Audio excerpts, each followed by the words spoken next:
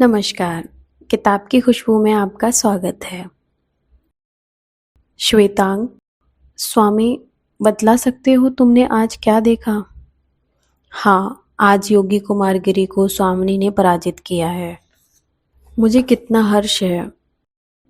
तुम्हें हर्ष है? बीजगुप्त हंस पड़ा, पर उसकी हंसी रुकी थी। तुम्हें हर्ष है कि चित्रलेखा ने कुमारगिरी को पराजित किया, पर श्वेतांग मुझे दुख है।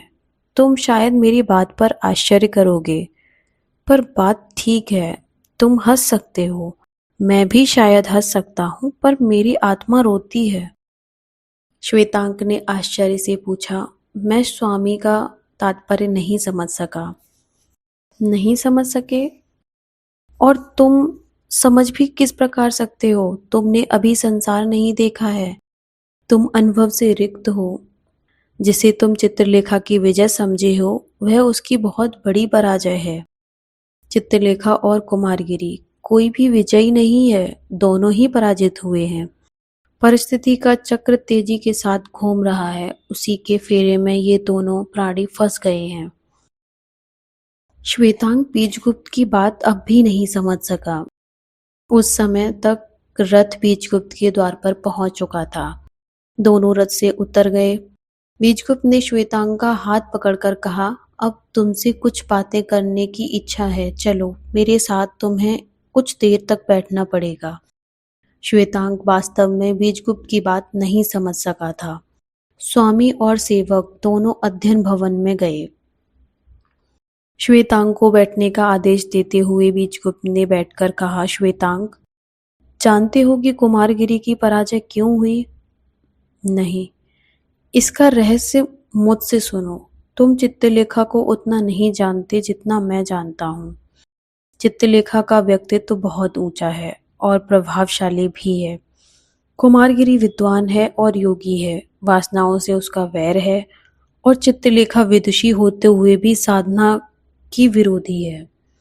कुमारगिरी और चित्रलेखा दोनों ही अहम भाव से भरे हुए ममत्व के दास हैं, और दोनों ही ममत्व की तुष्टि पर विश्वास करते हैं। पर दोनों के साधन भिन्न हैं और विपरीत हैं।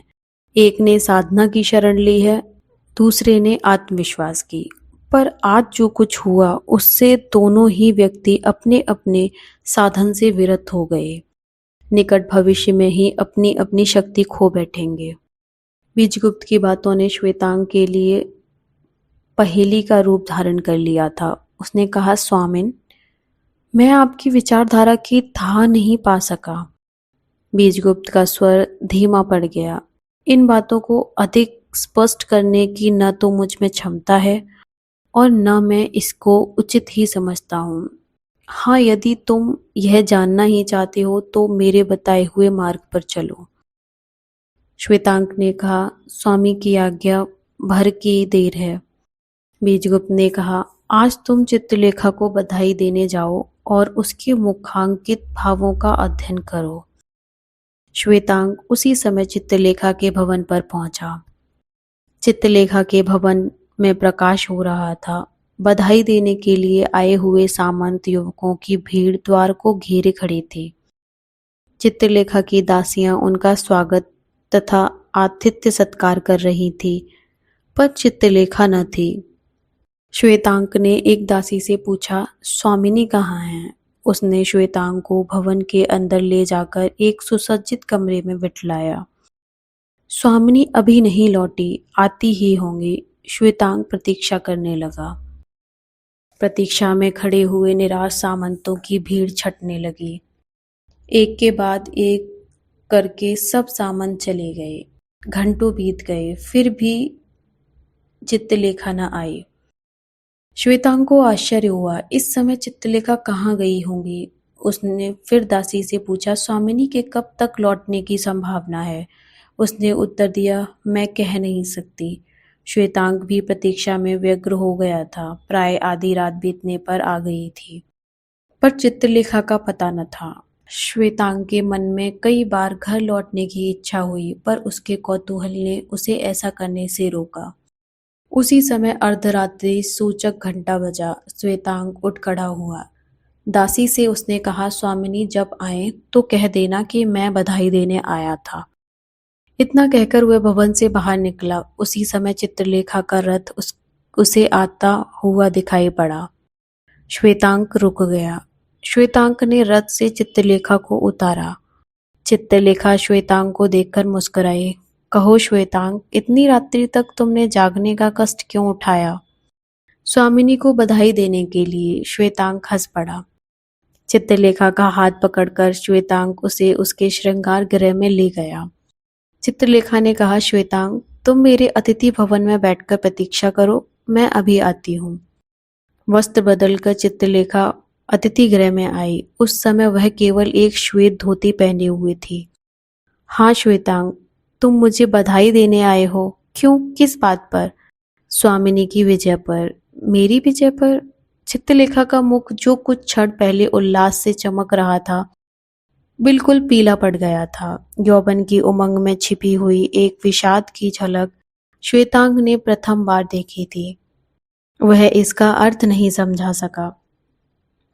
सुंदर मुख का प्रत्येक भाव परिवर्तन सुंदर होता है। विषाद का पीलापन लिए हुए वह वेश भी श्वेतांग को बड़ा मोहक लगा, और विशेषतः इसलिए कि उसके पीले मुख पर सहस्रों दीप शिखाओं का प्रकाश पड़ रहा था। मेरी विजय पर श्वेतांग, मैं बधाई की पात्र नहीं हूँ। वह मेरी विजय नहीं थी, वह मेरी एक बहुत बड़ी पराजय थी। चित्रलेखा ने भी वही बात कही जो बीजगुप्त ने कही थी, और दोनों ने यह बात गंभीरता पूर्वक कही थी। श्वेतांग को आश्चर्य हुआ। चित्रलेखा ने श्वेतांग के मुख भाव पढ़ लिए। तुम्हें मेरी बातों पर आश्चर्य होता होगा, पर आश्चर्य न करने का कोई कारण नहीं है। जानते हो मैं अभी कहाँ गई थी? यह प्रश्न मैं भी पूछना चाहता था, पर साहस नहीं पड़ा। तो सुनो, मैं अभी आ रही हूँ कुमारगिरी की कुटी से। कुमारगिरी को अपमानित और लांछित करने का न मुझे कोई कारण था और न मुझको कोई अधिकार ही था। मेरा क्षेत्र दूसरा है। विद्वानों के क्षेत्र में पदार्पण करना मेरे लिए अनुचित था। मैंने जो कुछ किया वह बुरा किया। इस समय मैं उससे क्षमा प्रार्थना करने गई थी। श्वेतांग अवसन्न रह गया। चित्रलेखा का यह कैसा भाव परिवर्तन था, यह वह समझ न सका। उसने पूछा, पर जो ठीक है उसको बतला देना प्रत्येक मनुष्य को उचित है, और जो मनुष्य धोखा देकर मनुष्य को भ्रम में डाल रहा हो, उस मनुष्य की वास्तविकता पर प्रकाश डालना कर्तव्य है। देवी, तुमने जो कुछ किया वह ठीक किया, इसी बात का तो मुझे दुख है। मैंने जो कुछ किया उसे सारा संसार ठीक समझता है, पर मैं ठीक नहीं समझती। कुमारगिरी योगी है और उसमें शक्ति है। उसका सत्य और ईश्वर ये दोनों ही उसके कल्पना जनित थे, पर साथ ही मनुष्य में इतनी उत्कृष्ट कल्पना का होना भी असंभव है। इस कल्पना का स्रोत कहाँ है, यही प्रश्न है। कुमारगिरी में सृजन की शक्ति है। मैंने जो कुछ किया वह विनाश का काम था। व्यक्तित्व की उत्कृष्टता किसी भी बात को काटने में नहीं होती, उसे सिद्ध करने में होती है। बिगाड़ने में नहीं होती, बनाने में होती है। पर यदि मनुष्य ऐसी इमारत बनाता है जो उसमें रहने वाले व्यक्तियों को हानिकारक है, तो उसे नष्ट कर देना क्या उचित नहीं है? चित्रलेखा हंस पड़ी। तर्क से कोई लाभ नहीं। मैं इतना अनुभव कर रही हूँ कि मैंने बुरा किया, पर जो कुछ कर दिया वह कर दिया, उसका परिणाम भुगतना ही पड़ेगा। परिणाम? श्वेतांग के लिए एकदम दूसरी समस्या थी। कैसा परिणाम देवी? यह तुम्हें निकट भविष्य में मालूम हो जाएगा। चित्रलेखा ने दासी को पुकारा। अभी मैंने भोजन नहीं किया है, और श्वेतांग संभवतः तुमने भी भोजन नहीं किया है। चित्रलेखा ने दासी को 2 थाली में भोजन लाने की आज्ञा दी। दासी चली गई। चित्रलेखा ने मदिरा की सुराही निकाली। स्वयं पीकर उसने श्वेतांग को भी मदिरा दी। श्वेतांग उस समय तक मदिरा पीने का अभ्यस्त हो गया था। उसने भी पात्र खाली कर दिया। चित्रलेखा ने श्वेतांग से कहना प्रारंभ किया, श्वेतांग, मेरा तुम पर स्नेह है, और उस व्यक्ति से कोई बात न छिपानी चाहिए जिससे स्नेह हो। श्वेतांग चित्रलेखा के इस कथन पर न्यौछावर हो गया। श्वेतांग वास्तव में चित्रलेखा को स्वामिनी की भांति मानता था। यद्यपि चित्रलेखा का उसके साथ बर्ताव सदा ममतापूर्ण सा था। उसने कहा, देवी, मैं विश्वास दिलाता हूँ कि मैं किसी अंश में सहानुभूति में कम नहीं हूँ। चित्रलेखा ने श्वेतांग का हाथ पकड़कर कहा, श्वेतांग, तुम मेरा भेद किसी पर प्रकट न करोगे। मैं शपथ खाकर प्रतिज्ञा करता हूँ और मेरी सहायता करोगे। मैं शपथ खाकर प्रतिज्ञा करता हूँ। चित्रलेखा ने श्वेतांग का हाथ छोड़ दिया। सुनो, मेरी आज की विजय वास्तव में मेरी विजय न थी, वरन मेरी पराजय थी।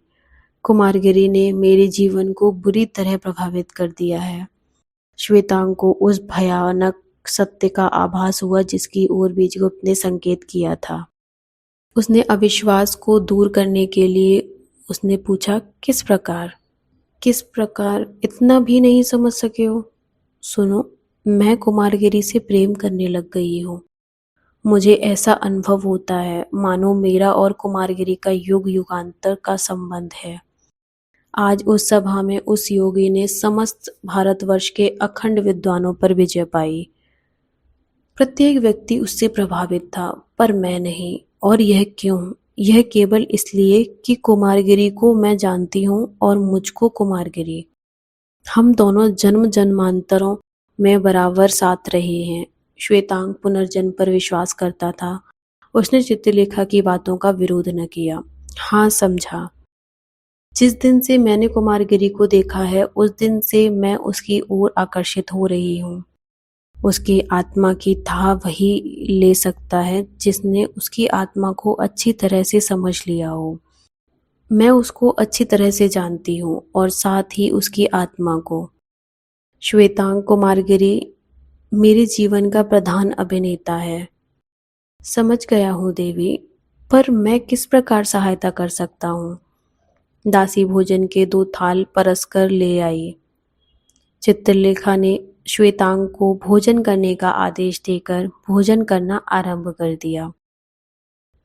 भोजन करने के पश्चात चित्रलेखा ने कहा, हाँ, तुमने पूछा था कि तुम किस प्रकार मेरी सहायता कर सकते हो। तुम मेरी सहायता केवल इस प्रकार कर सकते हो कि तुम बीजगुप्त पर मेरा भेद प्रकट न करो। बीजगुप्त को मुझ पर अविश्वास होगा, पर तुम्हारा यह काम होगा कि तुम बीजगुप्त के अविश्वास को दूर कर दो। श्वेतांग कुछ सोचने लगा। चित्रलेखा ने उससे जो कुछ कहा था उसको करना श्वेतांग के लिए कठिन था। बीजगुप्त उसका स्वामी था। बीजगुप्त को धोखा देना स्वामी के साथ विश्वासघात करना था, पर साथ ही चित्रलेखा भी उसकी स्वामिनी थी और साथ साथ चित्रलेखा ने श्वेतांग के मुखांकित भाव पढ़ लिए। उसने मदिरा का पात्र फिर भरकर श्वेतांग के होठों से लगा दिया। उस समय चित्रलेखा मुस्कुरा रही थी। श्वेतांग ने पात्र खाली कर दिया। उसी समय मुस्कुराते हुए चित्रलेखा ने पूछा, बोलो, क्या तुम मेरी प्रार्थना स्वीकार करोगे? श्वेतांग मौन ही रहा। हाँ और नहीं, उसके मुख से कुछ भी नहीं निकला। चित्रलेखा की मुस्कुराहट लोप हो गई। क्रोध की हल्की सी लाल रेखा उसके पराग से रंजित कपोलों पर दौड़ गई। उसने कोमल हाथ आवेश से थिरक उठे। उसने श्वेतांग का हाथ पकड़ लिया। श्वेतांग, मैं तुम्हें आज्ञा देती हूँ कि जो कुछ मैंने कहा है तुम्हें करना पड़ेगा। श्वेतांग चित्रलेखा के इस क्रोध के सामने झुक गया। उसने धीरे से कहा, जो आज्ञा स्वीकार है। तुम्हें शपथ लेनी पड़ेगी। चित्रलेखा कुछ रुकी। नहीं, तुम्हें शपथ लेने की कोई आवश्यकता नहीं। तुमने अपना वचन मुझको दिया है और अपने वचनों की पवित्रता पर तुम्हें ध्यान रख रहेगा, इतना मुझे विश्वास है। इतना कहकर चित्रलेखा ने श्वेतांग के होठों से मदिरा का तीसरा प्याला लगा दिया। श्वेतांग के नेत्र बंद थे। उसने अपूर्व सुख का अनुभव किया। मदिरा पीकर उसने कहा, देवी, मैंने सदा तुम्हारी पूजा की है। मेरे जीवन का तुम्हारे जीवन से गहरा संबंध है। तुम मेरी स्वामिनी हो और मैं तुम्हारा दास हूँ। तुम्हारा प्रत्येक वाक्य मेरे लिए वेद वाक्य है। इतना विश्वास रखना और अपने वचनों की पवित्रता के विषय में मैं केवल इतना ही कह सकता हूँ कि मैं नीच नहीं हूँ। श्वेतांक उठ खड़ा हुआ। चित्रलेखा ने कहा, आज मुझे श्वेतांक को पहुंचाने का प्रबंध करना पड़ेगा? नहीं, श्वेतांक के नशे में कंपन न था, आत्मविस्मृति न थी। अभी होश में हूँ और होश में ही रहूंगा, इतना कहकर श्वेतांक वहां से चल दिया। जिस समय श्वेतांक भवन में लौटा, उसने बीजगुप्त के अध्ययन भवन में प्रकाश देखा। परिचारिका ने उससे कहा, स्वामी तुम्हारी प्रतीक्षा कर रहे हैं। श्वेतांक ने अध्ययन गृह में प्रवेश किया। बीजगुप्त उस समय बैठा हुआ कुछ सोच रहा था। आज तक श्वेतांक ने बीजगुप्त को चिंतित न देखा था। बीजगुप्त के सामने मदिरा का रिक्त पात्र था और चिंता का अथाह सागर था। कल्पना के उद्यान में भय के तप्त वायु का झोंका था। सुख के साम्राज्य में दुख की कांति थी। श्वेतांक को देखकर बीजगुप्त मानो निद्रा से चौंक उठा। तुम आ गए, पर बहुत देर लग गई। श्वेतांक बैठ गया। सुराही से उड़ेलकर उसने शीतल जल से पात्र भरकर एक घूंट में खाली कर दिया। कुछ देर तक उत्तर की प्रतीक्षा करने के बाद बीजगुप्त ने फिर कहा, श्वेतांक, तुम मेरे प्रश्न का उत्तर नहीं दे रहे हो, क्या कारण है? हाँ स्वामी, स्वामिनी की प्रतीक्षा में मुझे इतनी देर लग गई। चित्रलेखा की प्रतीक्षा में? बीजगुप्त संभल कर बैठ गया। क्या कहा?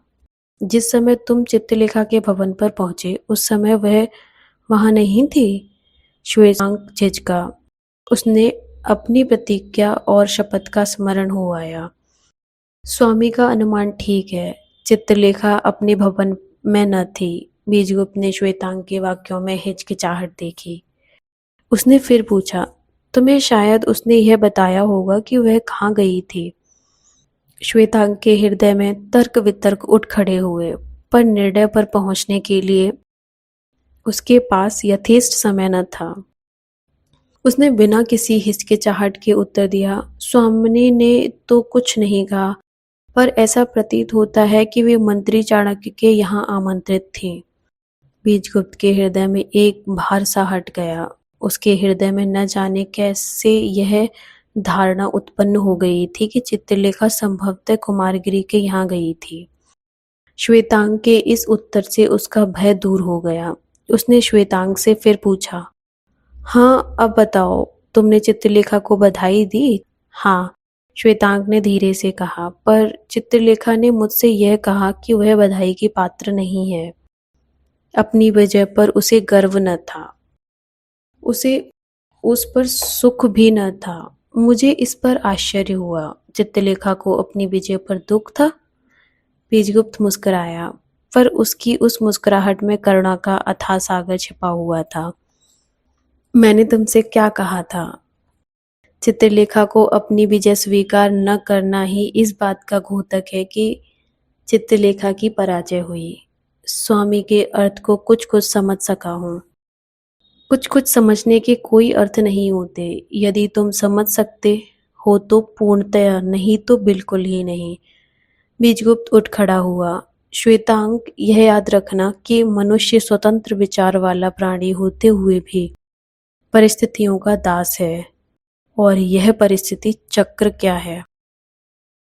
पूर्व जन्म के कर्मों के फल का विधान है। मनुष्य की विजय वहीं संभव है जहां वह परिस्थितियों के चक्र में पड़कर उसी के साथ चक्कर न खाए, वरन अपने कर्तव्य का विचार रखते हुए उस पर विजय पावे। चित्रलेखा परिस्थितियों के चक्कर में पड़ गई है।